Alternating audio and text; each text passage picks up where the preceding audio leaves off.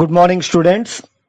ఈరోజు నేను మీకు ఇంపార్టెంట్ నిబంధనలలో మరి ఒక ఇంపార్టెంట్ నిబంధన అయినటువంటి ప్రియనేత అనేటువంటి నిబంధనని ఎక్స్ప్లెయిన్ చేయదలుచుకున్నాను.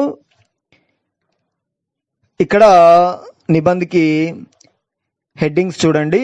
నిబంధనకి రూపురేఖ, ప్రస్తావన, జీవన్ పరిచయ్, స్వతంత్రతా సంగ్రామ్ మే యోగ్దాన్, ఉపసంహార్ అనే హెడ్డింగ్ పెడుతూ రాయాల్సి ఉంటుంది. ఇక్కడ నేను ప్రియ నేత అన్నప్పుడు అల్లూరి సీతారామరాజు గారిని ఇక్కడ నిబంధనగా తీసుకోవడం జరిగింది. ప్రియతమైన నాయకుడి గురించి రాయమన్నారు. ఇక్కడ అల్లూరి సీతారామరాజు యొక్క జీవిత చరిత్రని ఇక్కడ మీకు ఎక్స్ప్లెయిన్ చేస్తున్నాను, ఒక్కసారి చూసుకోండి. प्रस्तावना। हमारे देश को आजाद करने कई नेताओं ने अपने प्राणों तक बलि चढ़ाई। మన దేశానికి స్వాతంత్రం తీసుకురావడం కోసం చెప్పి ఎంతో మంది నాయకులు తమ ప్రాణాలను సైతం త్యాగం చేశారు. అటువంటి వారిలో గాంధీజీ, చంద్రశేఖర్ ఆజాద్, అల్లూరి సీతారామరాజు, నేతాజీ సుభాష్ చంద్రబోస్ ఆది ఐసే హీ నేతా హై. అటువంటి వాళ్ళలో మహాత్మా గాంధీజీ, చంద్రశేఖర్ ఆజాద్, అల్లూరి సీతారామరాజు, నేతాజీ సుభాష్ చంద్రబోస్ గొప్పవాళ్ళు. అట్లాంటి వాళ్ళు చాలా మంది ఉన్నారు. इनमें मैं అల్లూరి సీతారామరాజు को अधिक चाहता हूँ. నేను వారందరిలోకెల్లా అల్లూరి సీతారామరాజుని ఎక్కువగా ఇష్టపడతాను. ఏ హీ మేరే ప్రియ నేత హై. ఆయన నా యొక్క ప్రియతమ నాయకుడు. జీవన్ పరిచయ్ చూడండి. जीवन परिचय। अल्लूरी सीतारामराजू का जन्म जुलाई सन 1897 में पश्चिम गोदावरी जिला के मोगलतूरू नामक गांव में हुआ था. అల్లూరి సీతారామరాజు గారు జూలై 4వ తారీఖున 1897లో పశ్చిమ గోదావరి జిల్లా అయినటువంటి మొగల్తూరు అనేటువంటి గ్రామంలో జన్మించారు. उनके पिता का नाम వెంకట రామరాజు और माता का नाम సూర్యనారాయణ మాత. ఆయన యొక్క తండ్రి గారి పేరు వెంకటరామరాజు, తల్లి గారి పేరు సూర్యనారాయణమ్మ. వే బచ్పన్ సే హీ స్వాభిమాని ఔర్ స్వతంత్ర ప్రకృతి కే తే. ఆయన చిన్నప్పటి నుంచి కూడా అభిమానం కలిగినటువంటి వ్యక్తి మరియు స్వతంత్ర ప్రకృతికే తే, ఎప్పుడు కూడా స్వతంత్రంగా జీవించాలి అనేటువంటి ఇష్టపడేటువంటి వ్యక్తి. ఉన్మే సంకోచ్ యా జోంపుపన్ లేష్ మాత్ర భీ నహీ తా. ఆయన మనసులో బిడియము కానీ సిగ్గు కానీ అంటే మొహమాటం కానీ ఏమాత్రం లేనటువంటి వ్యక్తి. వే స్పష్టవాది ఔర్ సాహసి తే. ఆయన స్పష్టవాది, నిర్మోహమాటంగా మాట్లాడేటువంటి వ్యక్తి, సాహసి సాహసవంతుడు. इस प्रकार के उनके व्यक्तित्व निर्माण में अपना पिता వెంకట రామరాజు का बहुत बड़ा हाथ था.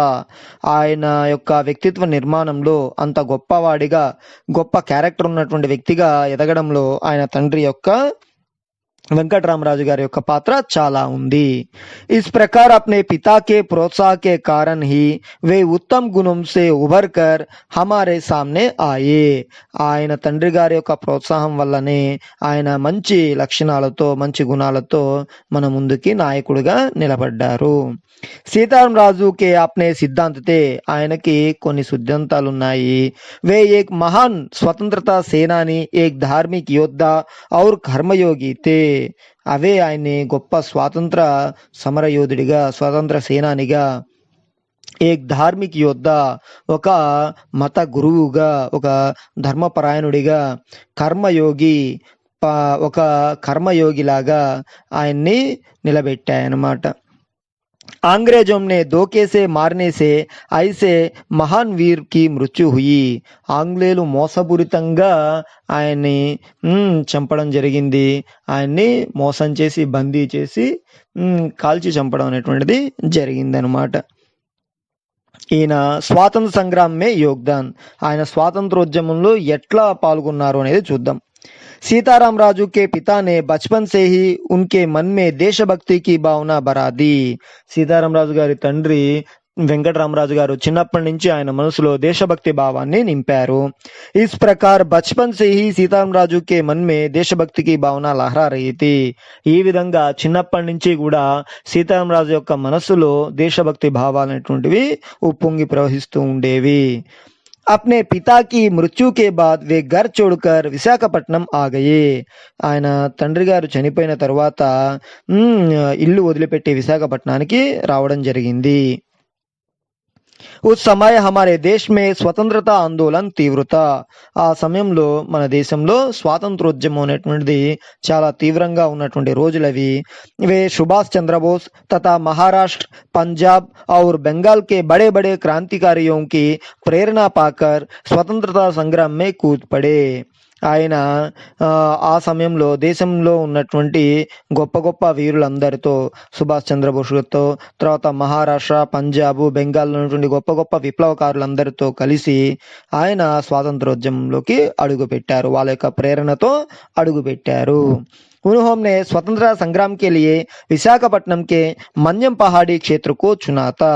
ఆయన స్వాతంత్రోద్యమంలో పోరాడడం కోసం అని చెప్పి ఆయన విశాఖపట్నంలోని మన్యం ప్రాంతాన్ని ఆయన ఎంచుకున్నాడు.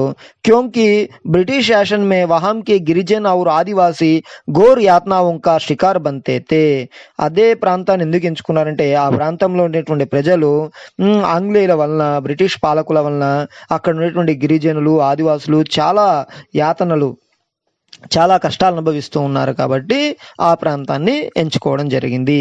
इसलिए उस प्रांत के गिरिजन और आदिवासियों को संगठित किया. అందువల్ల ఆ ప్రాంతంలో ఉన్నటువంటి గిరిజనులని, ఆదివాసులన్నిటినీ కూడా ఏం చేశారు, ఒక యూనిటీగా, ఐకమత్యంగా ఉండేటట్టు అందరినీ ఒక చోటకి చేర్చారు. उनको प्रशिक्षण देकर एक सेना तैयार कर ली. వాళ్ళందరికీ కూడా శిక్షణ ఇచ్చి ఒక సైన్యంలాగా తయారు చేసుకున్నారు. अपनी सेना को लेकर ब्रिटिश के विरुद्ध చాప్మార్ లడాయి షురూ की थी. తన యొక్క ఈ సైన్యంతో బ్రిటిష్ వాళ్ళకి వ్యతిరేకంగా చాప్మార్ లడాయి, ఒక గొరిల్లా యుద్ధాన్ని చేసేవాళ్ళు. उनकी చాప్మార్ लड़ाई की विशेषता यह थी कि पहले सूचना भेजी जाती थी और बाद में ఆక్రమణ కియా జాతా తా.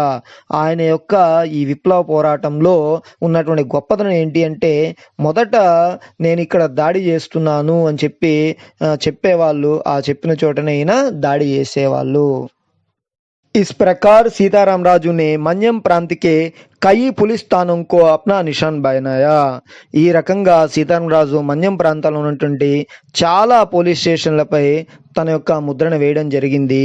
उनकी असाधारण वीरता से अंग्रेज आतंकित हो गए और उन्हें धोखे से मारना पड़ा. ఆయన యొక్క అసాధారణమైనటువంటి వీరత్వాన్ని చూసి ఆంగ్లేయులు భయపడి ఆయన్ని మోసపూరితంగా చంపడం జరిగింది. उपसंहार చూడండి. आशा है सब सीताराम राजू का अनुकरण करेंगे और अपना अपना योग देकर भारत को समुन्नत करने का प्रयास करेंगे.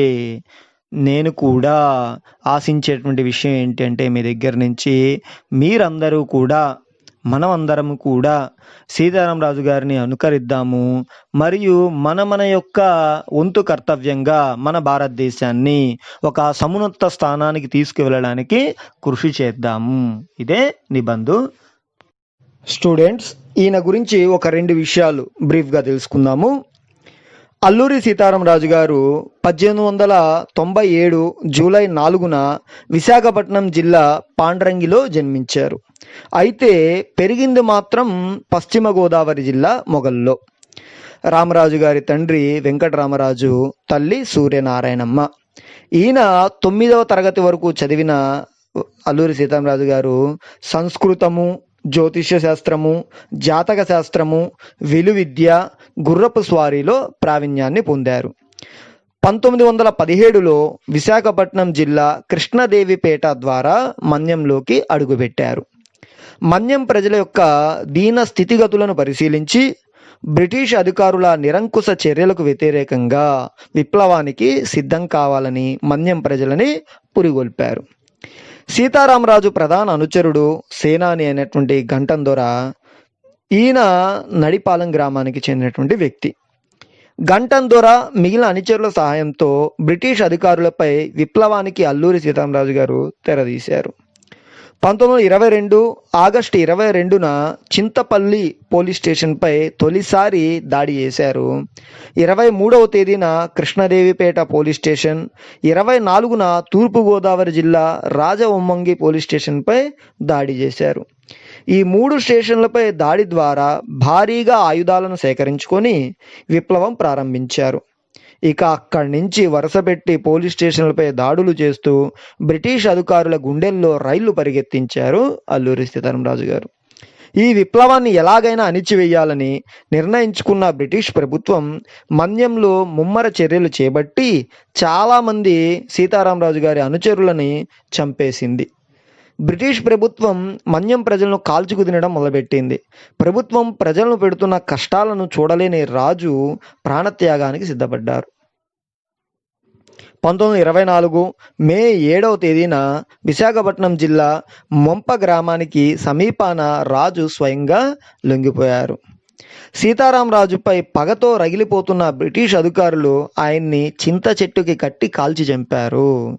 మే 8న రాజు అనుచరులు ఆయన భౌతిక కాయాన్ని కృష్ణదేవిపేటకు తీసుకువచ్చి తాండవ నది పక్కన దహన క్రియలు జరిపారు.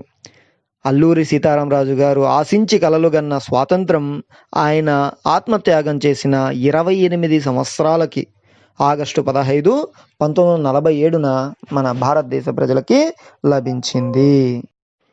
అల్లూరి సీతారామరాజు గారు ఒక మహోజ్వల శక్తి. ఆయన జరిపిన సాయుధ పోరాటం స్వాతంత్ర ఉద్యమంలో ఒక ప్రత్యేక అధ్యాయం.